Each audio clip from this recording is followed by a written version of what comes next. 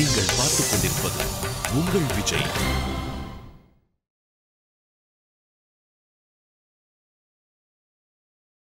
நந்தனார் சரித்திரம் நம்மிடையே உரையாற்றப் போகிறவர் திருமதி சிந்துஜா சந்திரமௌலி அவர்கள். சிந்துஜா சந்திரமௌலி அவர்கள் செல்வி சிந்துஜாவாக எங்களுடைய பக்தி திருவிழாவிலே முதலிலே வந்து பல தலைப்புகளிலே பிரவச்சனம் செய்தவர்கள், உபன்யாசம் செய்தவர்கள், ஹரிகதை செய்தவர்கள். இன்றைக்கு திருமதி சிந்துஜா சந்திரமௌலியாக இந்த மேடைக்கு வந்திருக்கிறார்கள். நந்தனார் சரித்திரம் அப்படின்னு சொல்லச்சே ரொம்ப சிறப்பாக சொல்ல வேண்டிய ஒரே விஷயம், கோபாலகிருஷ்ண பாரதியார் இந்த நந்தனார் சரித்திரத்தை அவர் வாழ்ந்த காலத்தில் எல்லா இடத்துலையும் சொல்லுவாராம். அப்போ அந்த கதையை கேட்பதற்கு வரக்கூடிய பல அரசாங்க ஊழியர்கள் எல்லாம் அடுத்த நாள் போய் ரொம்ப லேட்டாக ஆஃபீஸுக்கு போய் தூங்கிடுவாங்களாம்.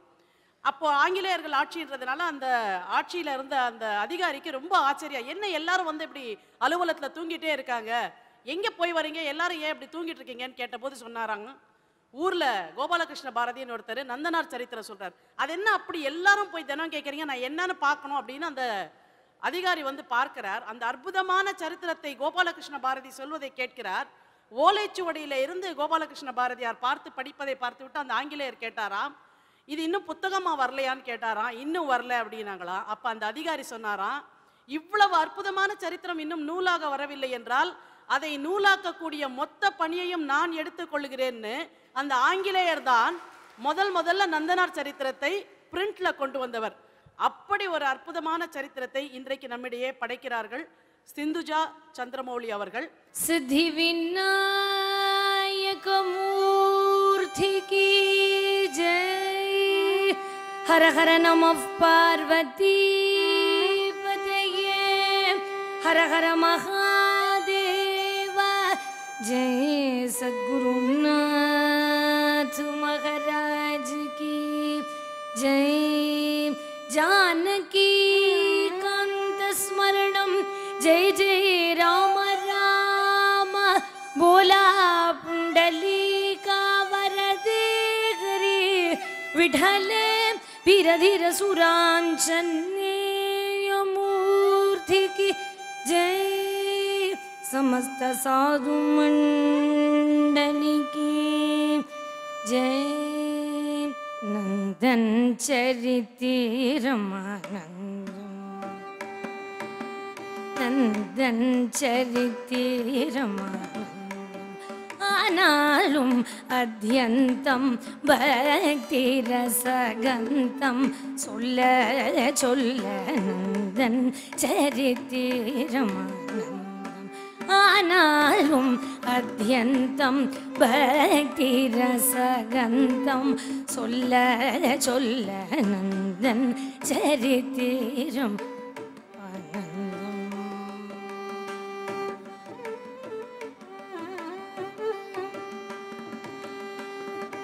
நந்தன் சரித்திரம் வெகு அந்தம்.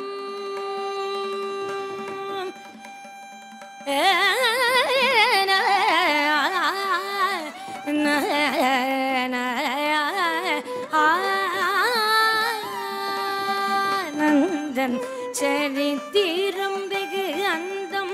சிவனாருக்கு சொந்தம் தொலையும் பவபந்தம். கேட்ட பேர்க்கு நந்தன் சரித்திரம். வாடி மனதிழகி பாடி. வாடி மனதிழகி பாடி. ஹர ஹரவென்றாடி கனக சபை நாடி சேருவேன் என்ற நந்தன் சரித்திரம் ஆனந்தம்.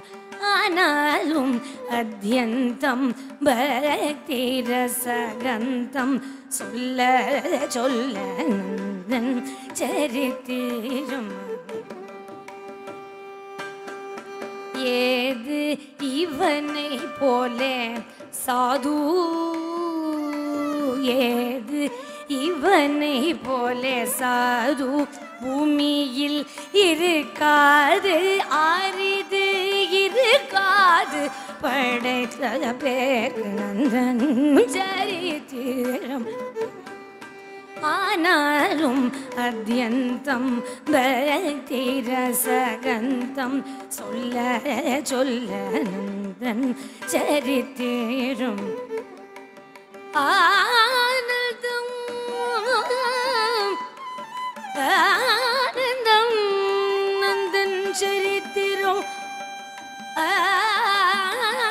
ஆனந்தம் ஆனந்தம் ஆனந்தம்.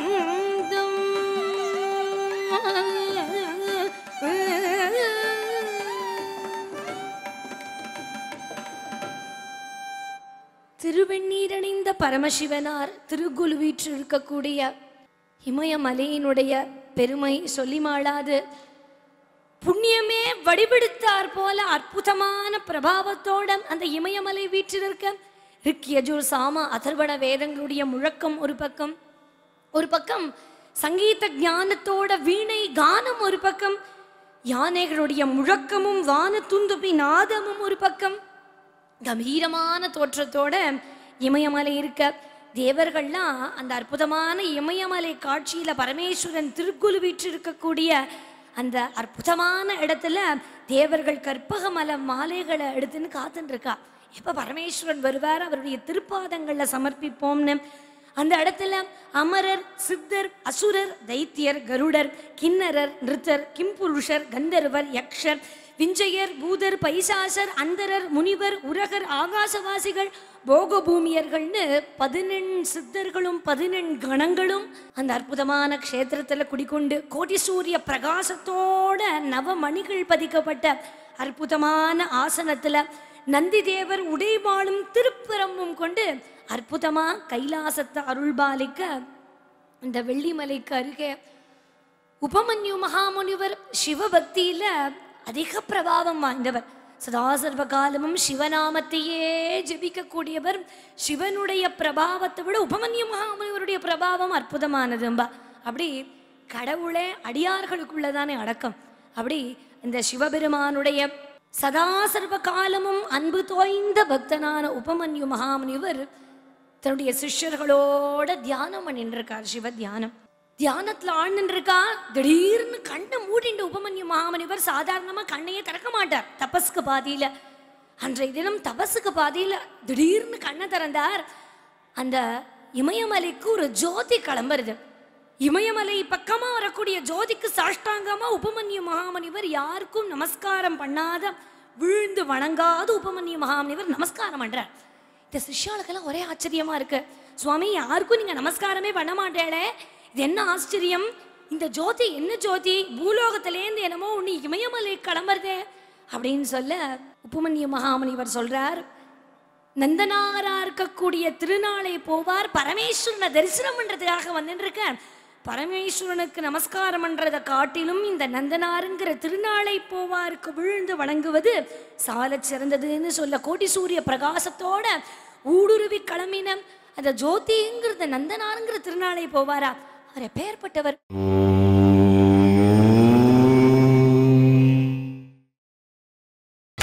நீங்கள் பார்த்துக் கொண்டிருப்பது உங்கள் விஜய்.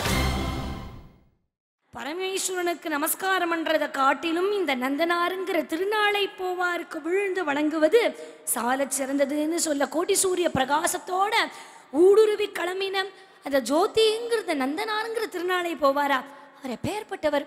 உபமன்யு மகாமுனிவர் யாருக்கும் தலை வணங்காத அவர் நமஸ்காரம் பண்ணியிருக்காரு. அப்ப அந்த ஜோதி என்ன சாதாரணமான ஜோதியா இருக்குமா? பரமேஸ்வரனை பார்த்து வரக்கூடிய ஜோதியா பூலோகத்திலேருந்து. அப்ப ஏற்பட்ட ஜோதியை நாங்க பார்க்கணும். அது என்ன ஜோதி? நந்தனார்னா யாரு? திருநாளை போவாருங்கிற பேர் அவருக்கு எப்படி வந்தது அப்படின்னு உபமன்யு மகாமுனிவரிடத்துல அவருடைய சிஷ்ய கோடிகள் கேட்கிறா.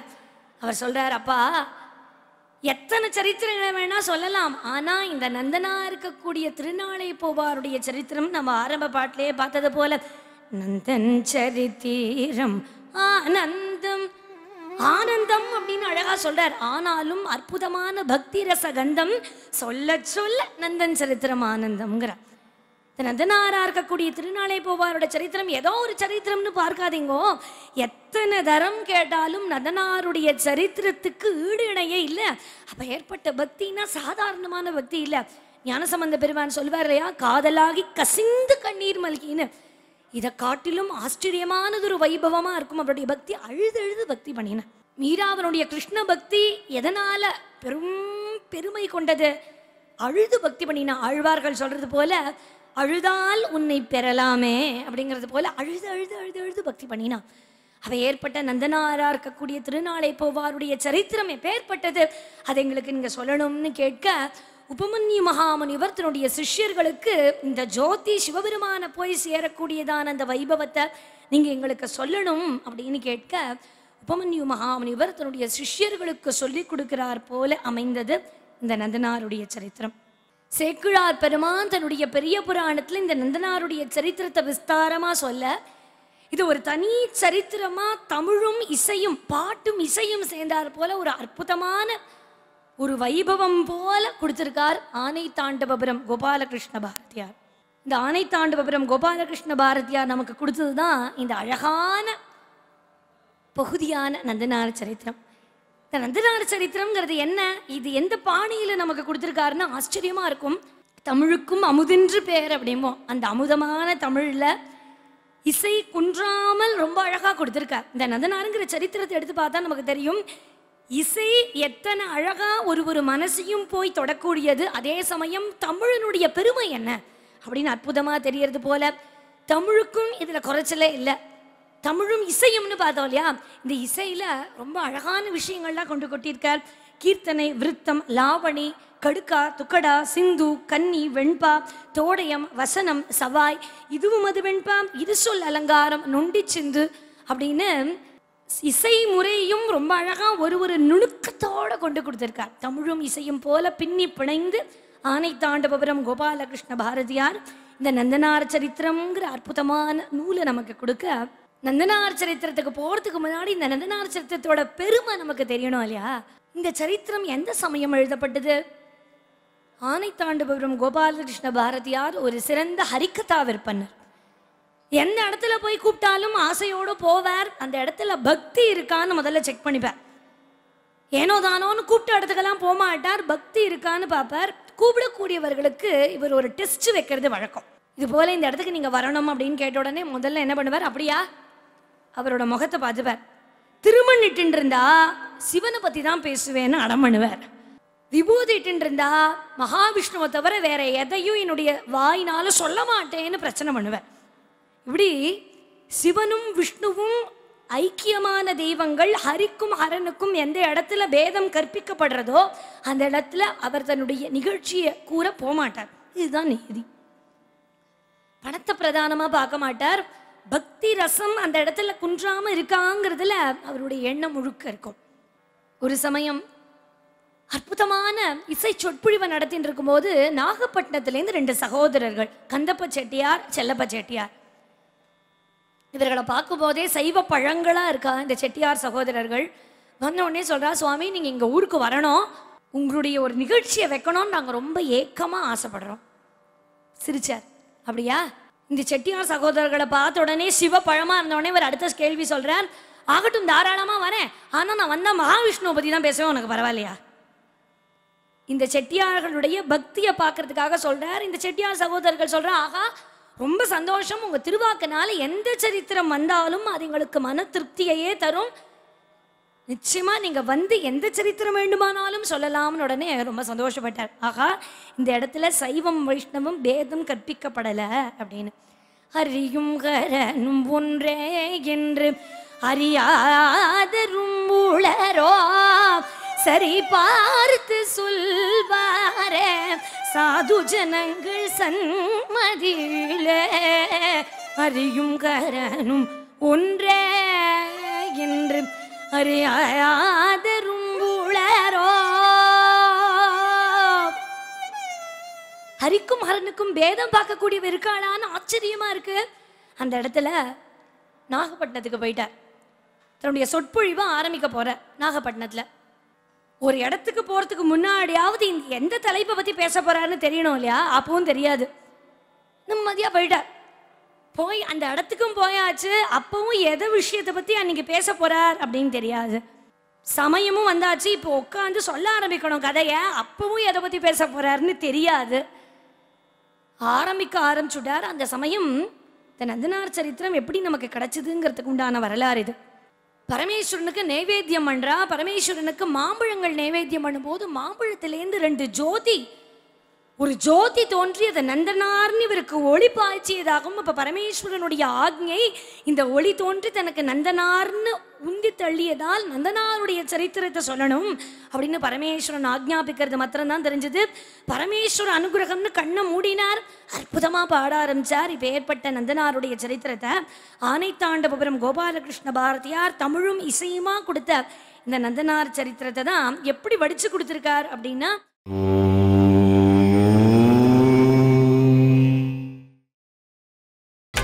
நீங்கள் பார்த்துக் கொண்டிருப்பது உங்கள் விஜய். ஆனைத்தாண்டபுரம் கோபாலகிருஷ்ண பாரதியார் தமிழும் இசையுமா கொடுத்த இந்த நந்தனார் சரித்திரத்தை தான் எப்படி வடிச்சு கொடுத்துருக்கார் அப்படின்னா, உபமன்யு மகாமுனிவர் தன்னுடைய சிஷ்யாளுக்கு ஒரு ஜோதி பாயும் போது இது எந்த ஜோதின்னு கேட்கும்போது நந்தனார்னு பதில் கிடைக்கும் போது நந்தனாருடைய திருச்சரித்திரத்தை உபமன்யு மகாமுனிவர் தன்னுடைய சிஷ்யர்களுக்கு சொல்கிறார் போல சொல்ல, இந்த சமயம் உபமன்யு மகாமுனிவர் சொல்றார், அப்பா நந்தனாரோட சரித்திரத்தை சொல்லுங்கன்னு கேட்கறது ஒன்றும் பெருசு இல்லை. ஆனால் இந்த சரித்திரம் சாதாரணமான சரித்திரம் நீ நினச்சிக்காத. இந்த நந்தனாருங்கக்கூடிய திருநாளை போவாருடைய சரித்திரம் எப்பேற்பட்டதுன்னு கோடிட்டு காமிக்கிற. திருநாளை போவான் சரித்திரம், திருநாளை போவான் சரித்திரம், தேனினும் பாலினும் இனியது கண்டே திருநாளை போவான் சரித்திரம், தேனினும் பாலினும் இனியது கண்டு திருநாளை போவான் சரித்திரம்.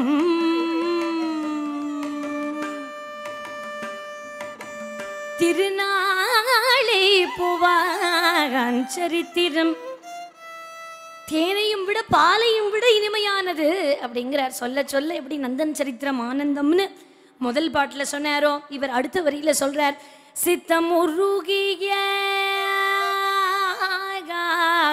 சித்தமுருகிய சிவயோகிகளுக்கு, சித்தமுருகிய சிவயோகிகளுக்கு, சித்தமுருகிய சிவயோகிகளுக்கு, சித்தமுருகிய சிவயோகிகளுக்கு அர்த்தம் இதுவென்றே அனுதினம் பணிந்திடும், அர்த்தம் இதுவென்றே அனுதினம் பணிந்திடும் திருநாளை போவான் மேதினி புகழும் ஆதனூர் விளங்கும், மேதினி புகழும் ஆதனூர் விளங்கும், மாதவம் புரிந்த சாதனை பெருகிய வேதமில்லாதவன்,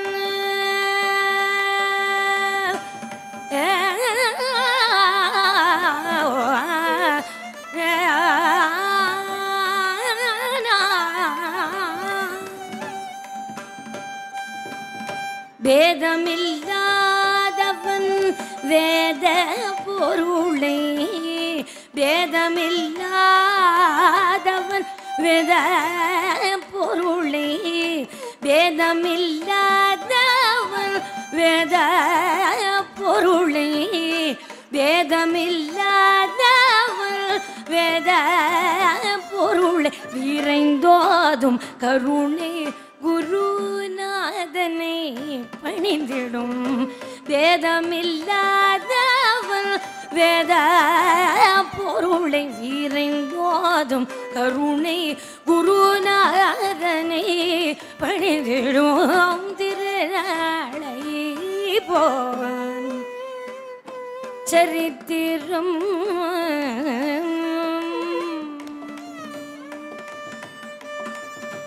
திருநாளை போவான் சரித்திரம் தேனையும் விட பாலையும் விட இனிமையானது அப்படிங்கிற அழகான இந்த பாடல்ல சொல்றார். சாதி முறைமை தவறாதவன் பவசாகரத்திலேயே முழுகாதவன். மணிஹாரம் பதிக்கிறார் போல இந்த வரிகள். சாதி முறைமை தவறாதவன். அடுத்த வரியில என்ன சொல்றாராம்? பவசாகரத்திடை முழுகாதவன்கிற. யார் யார் சாதியை பத்தி உயர்த்தி சொன்னார்களோ தாழ்த்தி சொன்னார்களோ அவன்லாம் சம்சார பந்தத்துல உழன்று போயிட்டான். ஆனா சாதி முறைமை தவறாதவன் எப்பேற்பட்ட பக்தியாம் இந்த நந்தனாரா இருக்கக்கூடிய திருநாளை போவாருக்கு. எத்தனை பேர் இருந்தாலும் உயர்ந்தவன் சொன்னாலும் தாழ்ந்தவன் சொன்னாலும் இந்த பக்தன் பவசாகரத்திடை முழுகாதவன் அப்படிங்கிற. பூதமயாதிகள் ஆகிய உலகம் பொய் இதுமே இது அல்ல என்றிடும்.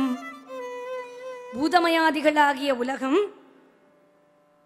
இந்த பிரபஞ்சத்துல மாயையான இந்த உலகத்துல பொய் இது மெய் இதுன்னு பிரிச்சு பார்த்தவன் யாருங்கிறார்? நந்தனாருங்கிற பக்தன் தாங்கிறார். எது மாயை, எது நிலையற்றது, எது நிலையானதுங்கிற பிரிச்சு பார்க்கக்கூடிய பாவம் யார் யாருக்கு இருந்ததோ இல்லையோ இந்த பக்தனான நந்தனாருக்கு இருந்தது அப்படின்னு இந்த பாட்டுல சொல்ல. உபமன்யு மகாமுனிவர் நந்தனாருடைய சரித்திரத்தை ஆரம்பிக்கும் போது சொல்றார், நந்தன் சரித்திரம் ஆனந்தம், திருநாளை போவானுடைய சரித்திரத்தை சொல்றேன் கேளுங்கோ, தேனையும் விட பாலையும் விட இனிமையானது அப்படின்னு சொல்லி இப்ப ஏற்பட்ட பக்தனுடைய சரித்திரத்தை சதா சர்வ காலமும் அத்தனை பேரும் சிரவணம் பண்ணணும்னு சொல்ல ஆரம்பிக்கிறார். இந்த நந்தனாருடைய சரித்திரத்தை பார்க்கறதுக்கு முன்னாடி நம்ம பார்த்தோம் இல்லையா, நாகப்பட்டினத்துக்கு திரும்பி வருவோம். 2 செட்டியார் சகோதரர்களுடைய நிகழ்ச்சியில தலைப்பே தெரியாம போனவர் மாம்பழ ஒளியினால பாட ஆரம்பிச்சார். பரமேஸ்வர ஆக்ஞை நந்தனார்னு கொடுத்ததுனால நந்தனாருடைய சரித்திரத்தை. இது மாத்திரம் இல்ல, பழத்தை பார்த்து தானே ஆரம்பிச்சார். பழத்தை பார்த்து பழத்திலேருந்து ஒளி கிளம்பி ஆரம்பிச்சதுனால முதல் பாடம் பழன மருங்கணையும் புலை அப்படின்னு ஆரம்பிப்பார். அதுக்கப்புறம் முன்ன பின்ன சேர்த்து அழகான ஒரு சரித்திரமா நமக்கு கொடுத்தார். சரி, நந்தனாருடைய சரித்திரத்தை கொடுத்துட்டார் கோபாலகிருஷ்ண பாரதியார். எப்பயும் ஒரு புக்கு போடுறதுக்கு முன்னாடி ப்ரிஃபேஸ், இந்த நூலினுடைய பாயிரம் அப்படின் போலையா, இந்த பாயிரத்தை கொடுத்து ஒரு பெரிய அறிஞர்கள் இந்த புஸ்தகம் எப்படி இருக்கு, இந்த நூல் ரொம்ப நல்லா இருக்கு, இந்த விகிதத்துல இந்த விஷயங்களை ரொம்ப அழகா கொண்டு கொட்டியிருக்காரு இந்த புஸ்தகத்துல அப்படின்னு சொல்றது வழக்கம் இல்லையா. அப்போ கோபாலகிருஷ்ண பாரதியார் பார்க்கிறார், இந்த நந்தனார் சரித்திரத்தை யார்கிட்ட கொண்டு போய் ஒரு ப்ரிஃபேஸ், ஒரு சிறப்பு பாயிரம் வாங்கலாம் அப்படின்னு பார்க்கிறார். பார்க்கும்போது இவருக்கு தோணித்து இந்த நந்தனார் சரித்திரம் என்னவோ 2 காம்பினேஷன். என்ன காம்பினேஷன்? தமிழும் இசையும். அப்போ இப்போ தமிழுக்கு யார் அத்தாரிட்டின்னு பார்க்கிறார். நம்ம எல்லாரும் கொண்டாடக்கூடிய தமிழ் தாத்தாவான உவே சுவாமிநாதையருடைய குரு மீனாட்சி சுந்தரம் பிள்ளை.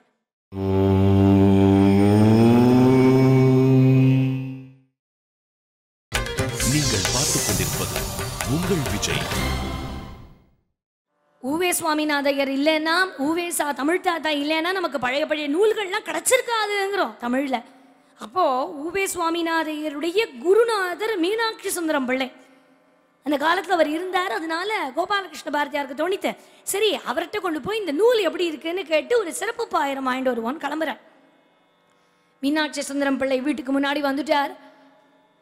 ஆசையா போறார், அற்புதமா இருக்குன்னு சொல்ல போறாருன்னு நினைச்சிட்டு போன உடனே உள்ள விடலை.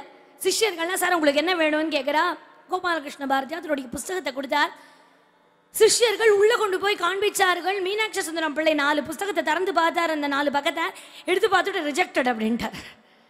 என்ன, யாப்பிலக்கணமே இல்லை இந்த நூலில், அதனால நான் இதுக்கெல்லாம் ஒன்றும் சிறப்பு பாயிரம் எழுதி தர முடியாது, கிளம்ப சொல்லுன்னுட்டேன்.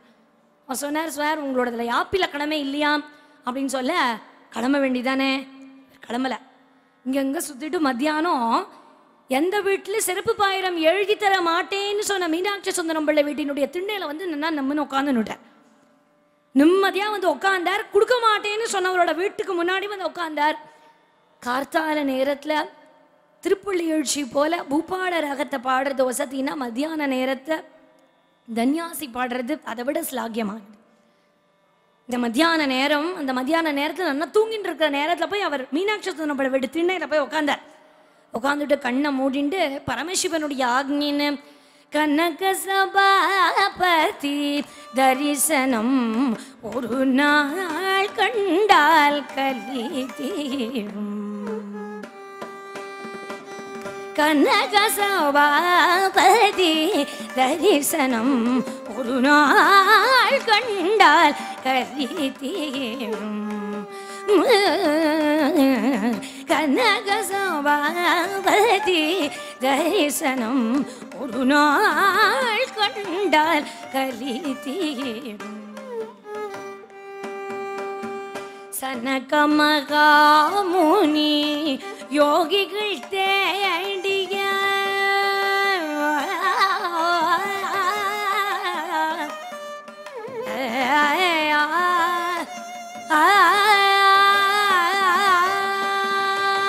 சனக மகாமுனி யோகிகள் தேடிய சனக மகாமுனி யோகிகள் தேடிய சனக மகாமுனி யோகிகள் தேடிய கனக சபேசனை கண்டரே பயோ. கனக சபாபதி தரிசனம் ஒரு நாள் கண்டால் கலி தீரும். பாடிண்டே போறார். சரணத்துல பற்பல யோஜனை செய்வதும் தொல்லை, பரகதி அடைய உபாயமும் இல்லை, அற்புதமாகவே தான் ஒரு சொல்லை, அற்புதமாகவே தான் ஒரு சொல்லை அணியும் கோபால கிருஷ்ணன் பணியும் தில்லை கனக சபாபதி. கனக சபாபதி தரிசனம் ஒரு நாள் கண்டால் கலி தீரும் அப்படின்னு மீனாட்சி சுந்தரம்பிள்ளை வீட்டு திண்ணையில உட்காந்து பாடுற. இந்த பாட்டை கேட்டவரால உள்ள படுத்துன்னு இருக்க முடியல. வேண்டாம் கொடுக்க மாட்டேன்னு அவர் ஒரு சிஷ்யனை விட்டு அனுப்புறார். போய் வெளியில பார்த்தா அந்த திண்ணையில யார் பாடுறா, அழகான பாட்டா இருக்கேன். அவர் சொல்றார், சிஷ்யம் போய் சொல்றான், சார் கார்த்தால துரத்தி விட்டோமே, அவரை தான் மறுபடியும் வந்து உட்காந்துட்டு இருக்காருன்னு சொல்ல திருப்பி உள்ள கூப்பிடுறார். உள்ள கூப்பிட்டு மறுபடியும் மாட்டேன்ன பாடல்களை திறந்து பார்க்கிறார். நந்தனாரோட சரித்திரத்தை எடுத்து பார்த்துட்டு சொல்றார், கொண்டு வா பேப்பரை, இப்போ எழுதி தரேங்கிற. மாட்டேன்னவர் இப்போ சரிங்கிறாரே. இதுல ஒரு பொடி இருக்கு, ஒரு விஷயம். இப்போ எழுதி தரேங்கிறார். என்ன எழுதி தரேங்கிறார்? ஒரு நூல் சிறப்பா இருக்கிறதுக்கும் ஆன்மீகம் பரவறதுக்கும் தமிழ் ஒரு தடை இல்லை, இசை ரொம்ப நல்லா இருக்கு, ஆனா தமிழ் எப்படி இருந்தா என்னன்னு எழுதி தராராம். இவர்கிட்ட சர்டிபிகேட் எதுக்கு கேட்டா, தமிழ் ரொம்ப நல்லா இருக்குங்கிறதுக்காக தான் அத்தாரிட்டி இவர் தமிழுக்கு. இவர் சொல்றார், இசை பரவ ஆன்மீகம் பரவ தமிழ் ஒரு தடை இல்லை, இசை ரொம்ப நல்லா இருக்கு, இந்த சுத்தமான சங்கீதம் என்னவோ மனசை தொடதான் பண்றது, அதனால தமிழ் ஒரு தடையா இருக்க வேண்டாம், ரொம்ப நல்லா இருக்குன்னு எழுதுறேன் அப்படிங்கிற. இவருக்கு மனசு ஒவ்வொல. இப்போ நந்தனார் சரித்திரத்துக்கே காம்பினேஷன் என்னன்னா தமிழும் இசையும். தமிழ் நல்லா இருக்குன்னு இவர் கொடுத்தா சந்தோஷமா எடுத்துக்கலாம், இசை நல்லா இருக்குன்னு இவர் கொடுத்துருக்கார். இவருக்கு தோணித்து, இசை நல்லா இருக்குன்னு யார் சொல்லலாம்? சங்கீதத்தை பாவத்தோட ராமநாமத்தோட குழைச்சு கொடுத்த அந்த மகானுபாவர் சொன்னா சரியா இருக்கும்னு இந்த இடத்த விட்டு கிளம்பினார். நேர திருவையாறு க்ஷேத்திரத்துக்கு போறார். திருவையாறு க்ஷேத்திரத்துல அற்புதமான இந்த திவ்ய க்ஷேத்திரத்துல அம்பாளெல்லாம் தரிசனம் பண்ணினார். நிம்மதியா ஏகாந்தமா இருந்தார். ஒரு மகானை போய் பார்க்கணும்னு ஆசைப்பட்டாரு. அவரோட வீட்டு வாசல்ல வந்துட்டார். எந்த மகான்? எந்த மகான் குழந்தையிலேருந்தே ராம நாமத்தையே ஜபிச்சு ஜபிச்சு ஜபிச்சு ஜபிச்சு ராமரை பிரத்யக்ஷமா ஒரு நாள் கதவு தட்டுறா. யாருடா அப்படின்னு கதவை திறந்து பார்த்தா சாக்ஷாத் ராமச்சந்திரமூர்த்தி யாக சம்ரக்ஷண கோலத்தோடு தன்னுடைய சகோதரன் சகிதம் எந்த சுவாமி இவருக்கு காட்சி கொடுத்தாரோ அந்த மகானை பார்க்கறதுக்காக போறார். தியாகராஜ சுவாமிகள் ராம பக்தி சாம்ராஜ்யமா கொண்டாடினவர்கிட்ட கொண்டு போய் நந்தனாரோட சரித்திரம் எப்படி இருக்குன்னு காமிக்கணும்னு ஆசைப்படுறார். கொண்டு போறார். நிறைய சிஷ்யாலாம் சுத்தி உட்காந்துன்னு இருக்கா. இவர் ரொம்ப கூச்ச சுவாவம், போய் படக்குன்னு காமிக்கல. பின்னாடி உட்காந்துன்னு இருக்கார். பூஜை எல்லாம் முடிஞ்சது, எல்லாருக்கும் தீபாராதனை முடிஞ்சு தீர்த்த பிரசாதம் கொடுக்கும் போது லைன்ல போய் நிக்கிறார். கடைசியா போய் நிற்கும் போது இப்பதான் உங்க பேர் என்ன சார் அப்படின்னு கேட்கிறோம். இப்போ அந்த காலத்துல எல்லாம் இன்றைக்கும் பழைய கால மனுஷாலாம் உங்க ஊர் எது அப்படின்னு தான் கேட்கறது வழக்கம், பேரை கேட்க மாட்டா. தியாகராஜ சுவாமிகள் கேட்கிறார் கடைசி ரோல பின்னாடி வந்து நின்ன கோபாலகிருஷ்ண பாரதியார, வாங்கோ வாங்கோ உங்க ஊர் என்ன அப்படின்னு கேட்குறேன். கேட்டோடனே இவருக்கு ஒரே சந்தோஷம், தியாகராஜ சுவாமி நம்மளை கூப்பிடுறாருன்னு. ஊர் என்னன்னு கேட்ட உடனே நான் மாயவரத்துலேருந்து வந்திருக்கேன். அடுத்த வரி தியாகராஜ சுவாமி கேட்குறாரு, அப்படியா நீங்க மாயூரத்துலேருந்து வந்திருக்கேளா? அப்போ மாயவரத்தில் கோபாலகிருஷ்ண பாரதியார்னு நந்தனார் சரித்திரம் எழுதியிருக்காராமே, உங்களுக்கு அவரை தெரியுமா? எப்படி இருந்திருக்கும் அவருக்கு?